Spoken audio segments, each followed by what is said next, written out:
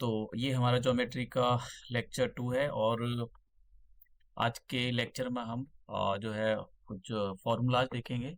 जैसे ट्रेपेजियम का फॉर्मूला देखेंगे, स्क्वायर का फॉर्मूला देखेंगे। मैंने हालांकि लिख भी रखे, लेकिन मैं आपको ये समझा दूंगा अच्छे से, क्योंकि आपको पता होना चाहिए कि भाई क्योंकि इस टाइप के क्वेश्चन काफ़ी पूछे गए। जैसे मैंने पीछे वाले लेक्चर में बताया था कि ज्योमेट्री का जो दायरा है वो काफ़ी बड़ा है और इससे काफ़ी क्वेश्चन पूछे जाते हैं। तो ये जो सिलेबस है, जो सीयूटी का एग्ज़ाम होता है उसका सिलेबस है। तो ये सिलेबस आप देख लो, और हम ये वाला टॉपिक यहाँ पर सिलेबस का ये टॉपिक कर रहे हैं कंप्लीट। मैंने काफ़ी सारे लेक्चर जो है वो अपलोड किए हुए हैं, तो और पिछले साल के क्वेश्चन भी वहाँ पर सॉल्व कराए हैं कि किस टाइप के क्वेश्चन पूछे गए हैं। तो सबसे पहले मैं आपको कुछ जो जैसे कि स्क्वायर और उसके बारे में बता देता हूँ, रेक्टेंगल के बारे में। तो रेक्टेंगल की आपको बेसिक प्रॉपर्टी पता होनी चाहिए। तो ये हमारे पास लेंथ होती है, और ये उसका ब्रेथ होता है, और ये जो होते हैं इसके, ये डायगोनल होता है। तो मैं अगर इसका नाम दूँ ए बी सी, तो यहाँ पर इन ट्राइंगल एबीसी के अंदर हम पाइथागोरस अप्लाई कर सकते हैं। तो पाइथागोरस अगर हम अप्लाई करें, पाइथागोरस क्या कहता है कि हाइपोटेन्यूज का स्क्वायर बेस का स्क्वायर यानी ए सी का स्क्वायर और बी सी का स्क्वायर। तो यहाँ पर कितना आ जाएगा, यानी एल का स्क्वायर प्लस बी का स्क्वायर ए बी। तो इसी फॉर्मूले का यूज़ करके हम जो है डायगनल को कैलकुलेट कर सकते हैं। ये डायगनल की जो वैल्यू होती है वो L square plus B square square root के अंदर। ये पेरीमीटर कितना होता है, perimeter of the rectangle is the sum of all side, मतलब L plus B plus L plus B. सारी साइड को आप जो है यहाँ पर प्लस कर डालो, सारी जितनी भी साइड है, तो हमारे पास पेरीमीटर निकल जाता है। तो इसको L plus L two L, तो ये हमारे पास फॉर्मूला बन जाता है।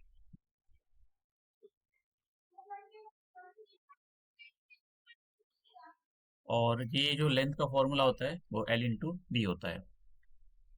तो ये हमने जो है उसका फॉर्मूला देखा कि किस टाइप का फॉर्मूला। स्क्वायर के बारे में देख लेते हैं। स्क्वायर, ये सारे बेसिक्स हैं, इन पर सिंपल से क्वेश्चन पूछे गए हैं स्क्वायर का। तो स्क्वायर की मैं क्या स्क्वायर के अंदर एक है कि सारी की सारी साइड जो है वो इक्वल होती हैं। ठीक है, हर एक साइड को अगर मैं ए लूँ और ए ले लेता हूँ, तो देखिए मेरा डायगोनल कितना आ जाएगा।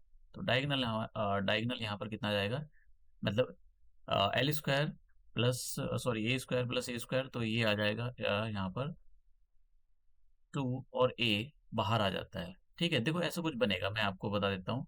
स्क्वायर रूट के अंदर ए स्क्वायर प्लस ए स्क्वायर, तो ये बन गया स्क्वायर रूट के अंदर 2 ए स्क्वायर।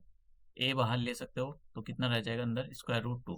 तो इसको हम मैंने यहाँ पर डायरेक्ट लिख दिया है कि ये जो है ए स्क्वायर रूट 2 लिखा हुआ है, तो ये डायगोनल आ गया। अब पेरीमीटर का क्या फॉर्मूला होता है यहाँ पर, पेरीमीटर का फॉर्मूला, तो मैं यहाँ पर स्क्वायर के पेरीमीटर की बात कर रहा हूँ कि इसका स्क्वायर का पेरीमीटर कितना होता है। सभी साइड को सम कर दो, तो कितना हो जाएगा 4 और एरिया कितना होता है, देखो एरिया का फॉर्मूला होता है कि साइड का स्क्वायर कर दो, तो एरिया निकल जाएगा। और साइड कितनी है ए, तो ए स्क्वायर। अब यहाँ पर एरिया हो गया। एक और तरीके से इसका एरिया निकाला जाता है। एरिया का फॉर्मूला ये होता है कि हाफ इंटू डायगनल का स्क्वायर। ये कभी कभी डायगनल आपको दे दे, तो डायगनल का स्क्वायर, तो कभी कभी आपको डायगनल दे देता है और एरिया निकालने के लिए बोलता है। हालांकि इस फॉर्मूला इसका भी यूज करके आप जो है यूज कर सकते हो, लेकिन आप डायरेक्ट भी कर सकते हो, ऐसा कोई नहीं कि आपको ये याद ही करना है। अच्छा, कुछ रोम्बस के बारे में हम पढ़ लेते हैं। रोम्बस जो होता है वो, देखो मैं बताता हूँ होता क्या है। रोम्बस स्क्वायर का ही भाई है, लेकिन क्या ना मतलब रोम्बस जो होता है वो स्क्वायर ही होता है, लेकिन बुढ़ापे में उसकी कमर ऐसे झुक गई होती है, तो वो सीधा नहीं खड़ा रहता है। प्रॉपर्टी होती है उसकी कि सभी साइड, जैसे स्क्वायर की सभी साइड बराबर होती हैं, रोम्बस में भी सेम चीज होता है कि उसकी जो सभी साइड होती हैं वो बराबर होती हैं। कुछ प्रॉपर्टी अलग होती है इसकी।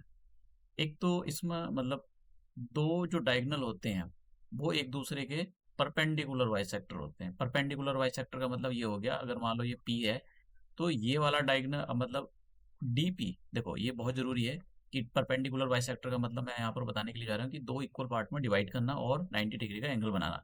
मतलब ये जो ट्राइंगल आपको ये जो डायगोनल यहाँ पर दिखाई दे रहा है बी डी और ए सी, तो ये दोनों के दोनों जो डायगोनल है एक दूसरे को परपेंडिकुलर बाइसेक्ट करने का मतलब ये होता है कि जितना डीपी होगा उतना ही पी बी होगा, और जितना ए पी होगा उतना ही पी सी होगा।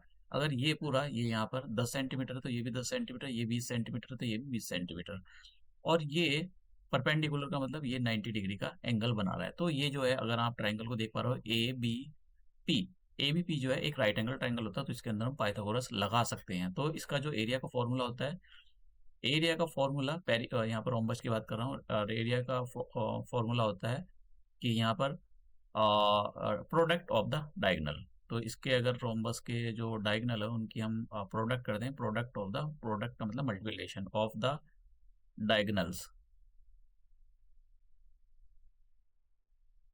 तो दो ना डायगोनल की अगर हम मल्टीप्लाई कर दें, पेरीमीटर कितना हो जाएगा, पेरीमीटर इसका यही होगा 4 मल्टीप्लाई साइड, तो ये इसका पेरीमीटर होता है। तो ये तो कुछ फॉर्मूलाज थे, काफ़ी इंपॉर्टेंट फॉर्मूलाज, हम क्वेश्चन भी देखेंगे। और पीछे मैंने आपको बताया था स्क्वायर के, अब थोड़ा सा यहाँ पर उसके बारे में बता देता हूँ, ट्रपेजियम के बारे में। वैसे मैंने यहाँ पर दे रखा है, लेकिन फिर भी आप समझ लो कि ट्रपेजियम कैसा होता है। देखो ट्रपेजियम आपको ऐसा मिल जाएगा, मैं यहाँ पर लिख देता हूँ ट्रपेजियम। तो ट्रपेजियम आपको ऐसा मिल जाएगा, ये ट्रपेजियम हो गया, और ट्रपेजियम ये भी ट्रपेजियम होता है।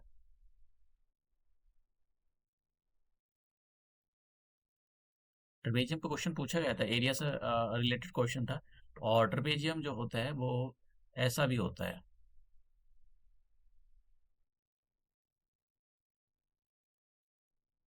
ये भी ट्रपेजियम है। तो ट्रपेजियम अलग अलग टाइप के होते हैं। ये जो साइड होती हैं, ये दो पैरेलल साइड होती हैं, तो ए बी सी डी। तो यहाँ पर होता क्या है कि जो ए बी है इसमें दो साइड जो है पैरेलल होती हैं, A B equal to D C, ठीक है, मतलब sorry equally A B is parallel to the D C, तो ये पैरेलल है। इसमें फॉर्मूला एक और चीज होती है, इनके बीच में, दोनों के पैरेलल के बीच में एक हाइट होती है, इसको हम बोलते हैं हाइट। तो इसका जो एरिया का फॉर्मूला होता है, एरिया का फॉर्मूला होता है half into sum of the parallel side. मैं इसको ठीक से लिख देता हूं, sum of the parallel sides और हाइट यानी डिस्टेंस बिटवीन देम। तो डिस्टेंस बिटवीन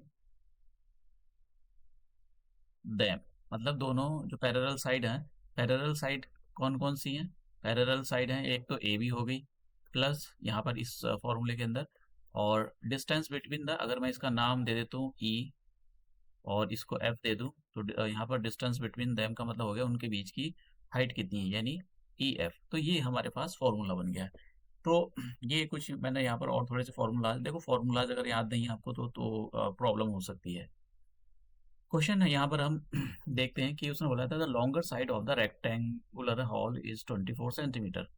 तो हमारे पास एक हॉल दिया हुआ है, रेक्टेंगल की फॉर्म का है, तो उसने बोला है कि लॉन्गर साइड, ये लॉन्गर साइड का मतलब उसकी जो बड़ी वाली साइड है, मतलब वो एल दे रखी है उसने 24 सेंटीमीटर, और डायगोनल दिया हुआ है यहाँ पर, तो डायगोनल दे रखा है हमको, ये डायगोनल की वैल्यू जिसने 26 मीटर दी है। और देखो हमको इसका क्या निकालना है, एरिया निकालना है। तो एरिया के लिए लेंथ और ब्रेथ दोनों का होना जरूरी है।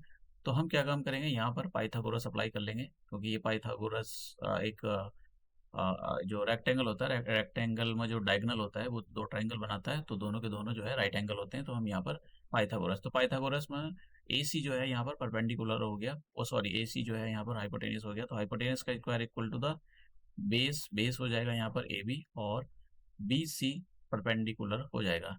तो AC का क्या मतलब हो गया, AC का मतलब हो गया 26 का स्क्वायर इक्वल टू AB का क्या मतलब हो गया, AB की वैल्यू यहाँ पर 24 दी गई है, तो 24 का स्क्वायर कर दो, और BC की वैल्यू हम ले लेते हैं यहाँ पर बी स्क्वायर।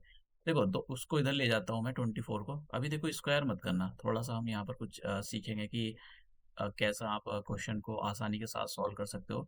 तो कितना आ जाएगा, देखो आपने ये वाला फॉर्मूला पढ़ा होगा कि ए स्क्वायर माइनस का बी स्क्वायर, मैंने सिंप्लीफिकेशन में ये बताया था, एक बार प्लस कर दो एक बार माइनस कर दो, तो यहाँ पर इस फॉर्मूले का यूज करेंगे, कैलकुलेशन आसान हो जाएगी। तो ये वाला 26 को एक बार 24 में से 26 में से 24 को माइनस कर दो, एक बार 26 और 24 को जो है प्लस कर दो, बी स्क्वायर ऐसे रहने दो, तो इधर आ जाएगा 2, और 26 प्लस 24 हो जाएंगे 50, तो दोनों की मल्टीप्लाई करोगे तो कितना आ जाएगा 100, तो बी स्क्वायर कितना आ गया 100।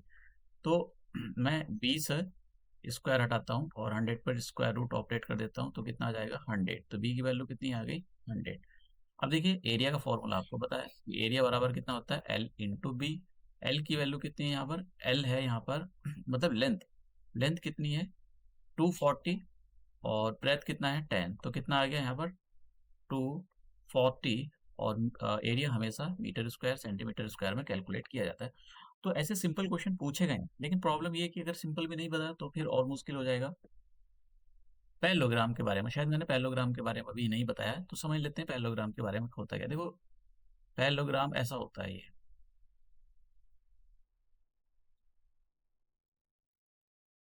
ये पैरेललोग्राम होता है।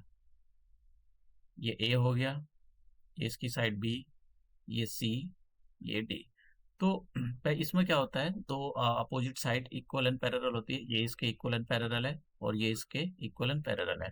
तो A B is equal to, A B is parallel to D C, and A B is, देखो ये बहुत इंपॉर्टेंट कॉन्सेप्ट है, इसके अंदर जो है एंगल वगैरह निकालने के लिए यहाँ इसका यूज करते हैं। A B equal to D C, तो दोनों साइड एक दूसरे के इक्वल होती है, ठीक है। दूसरा मैं प्रॉपर्टी भी बता रहा हूँ यहाँ पर, समझ लो। दूसरा क्या है, क्वेश्चन तो आसान है, इसमें कोई इतना वो नहीं है महाभारत। दूसरी इसकी अपोजिट साइड और कौन सी होगी, एक तो A D is parallel to B C, and A D equal to यहाँ पर बी सी हो जाएगा।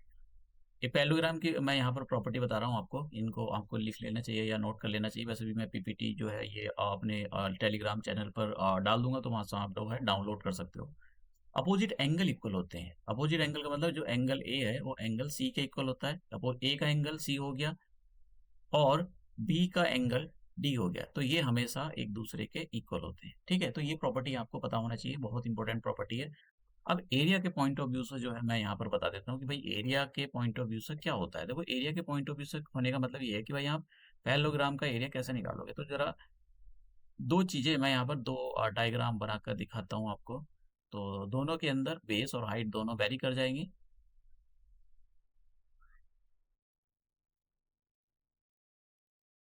तो देखिए इसको थोड़ा सा मैं जरा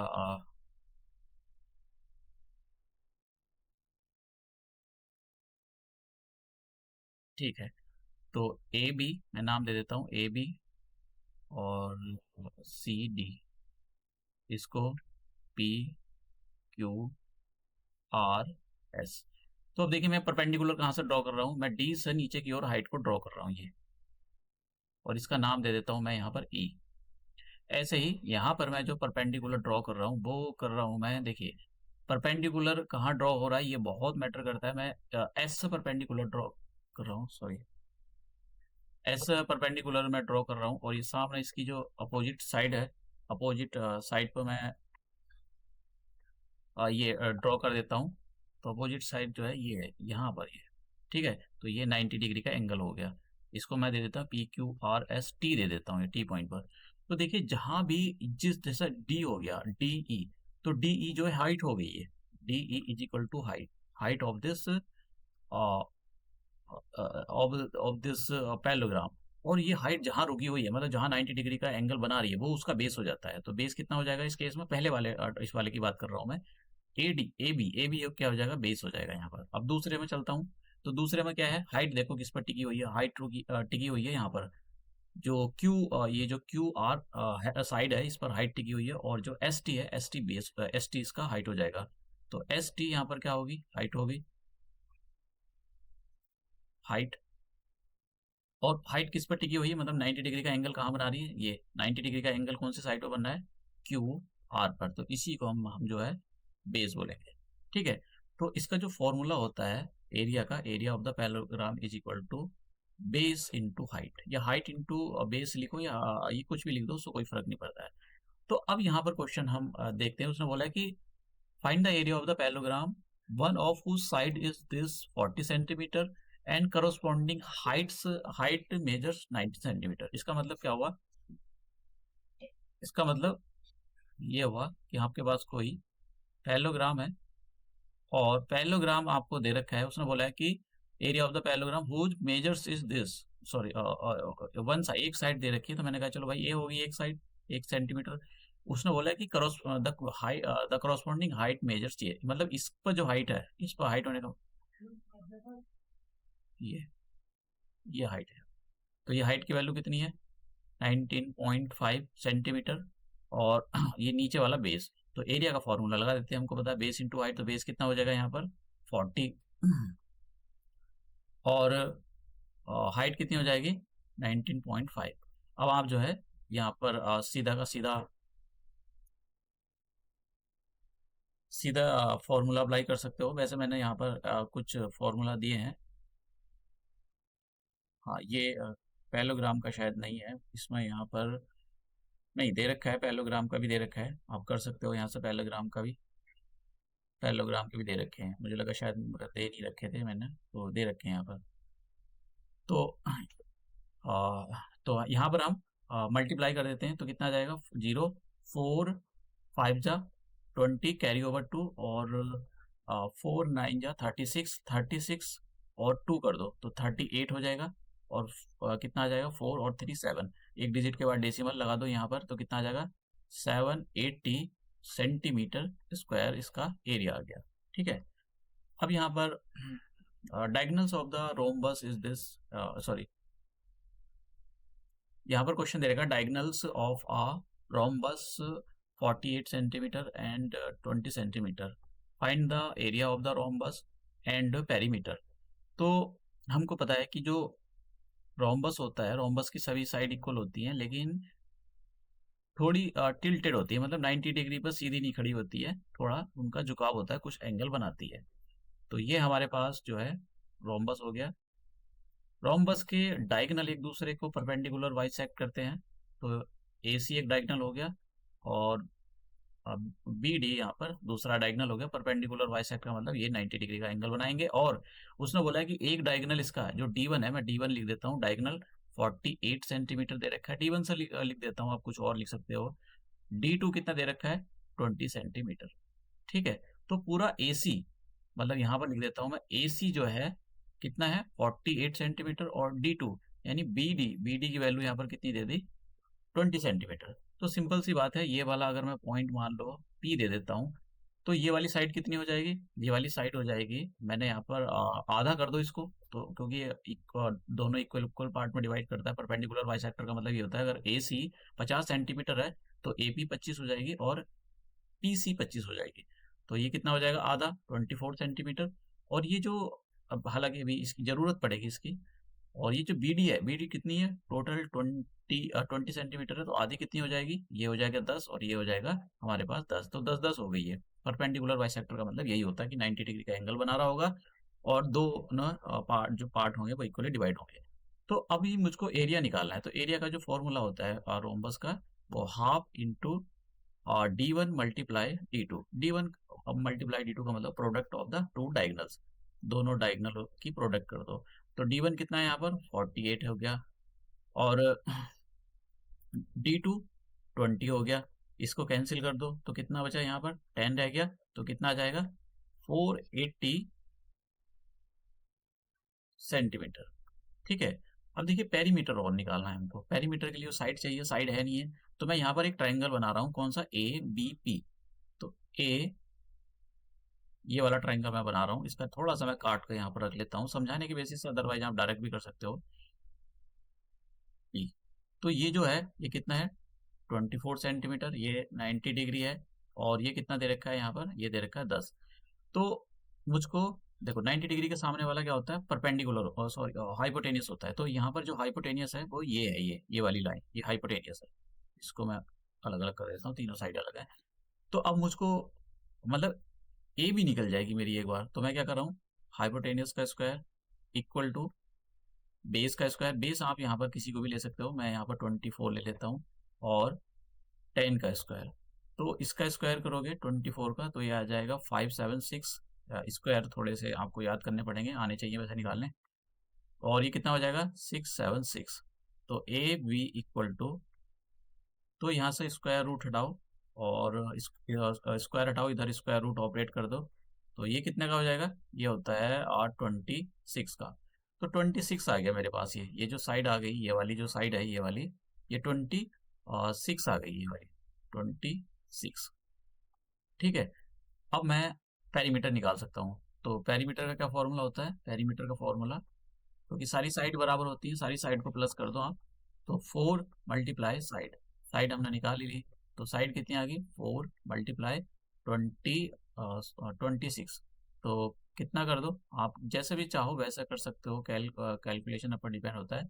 26 टू जा कितने होते हैं 52, और 2 से मल्टीप्लाई कर दो तो ये कितना आ जाएगा 4 एंड 10। तो ये आ गया हमारे पास सेंटीमीटर। एरिया जो होता है वो सेंटीमीटर स्क्वायर या मीटर स्क्वायर में निकलता है, लेकिन पेरीमीटर सेंटीमीटर में निकलेगा। अब यहाँ पर find the area of the trapezium. तो ट्रेपेजियम के बारे में मैंने आपको बता ही दिया है। तो ट्रेपेजियम कुछ ऐसा होता है, इसकी अलग अलग शेप आपको देखने के लिए मिल सकती है, लेकिन ऐसा ही आप मानो। तो ये दो जो साइड होती हैं अपोजिट साइड, वो पैरेलल कौन सी साइड होती है, एक ये वाली साइड और ये वाली जो साइड है, ये दोनों एक दूसरे के कैसी होती हैं, अपोजिट साइड है, अपोजिट साइड एंड पैरेलल। ठीक है। अब यहाँ पर बोला है कि area of the trapezium whose parallel sides, मतलब दो पैरेलल साइड। ये वाली साइड उसने दे दी कितनी 23 सेंटीमीटर, और ये वाली जो साइड है ये 25 सेंटीमीटर दे दी। ठीक है, ऊपर भी सेंटीमीटर है, नीचे भी। अब क्या बोला है, उनके बीच की डिस्टेंस, मतलब ये जो यहाँ पर पैरेलल साइड है, इनके बीच की जो डिस्टेंस है वो कितनी दे रखी है, उसके बीच की जो डिस्टेंस है वो 15 सेंटीमीटर दी है। तो आप क्या काम करोगे, आपको एरिया निकालना। तो एरिया का फॉर्मूला होता है इसका मैं थोड़ा सा नीचे लिखता हूँ इसको, एक बार आपको फॉर्मूला भी देखो, फॉर्मूले में लिख देता हूँ जिससे आपको बार बार रिवाइज हो जाए। तो एरिया का फॉर्मूला क्या होता है, half into sum of the parallel sides multiply height बोल दो, हाइट बोल दो, ठीक है इसको, या फिर डिस्टेंस बिटवीन देम, डिस्टेंस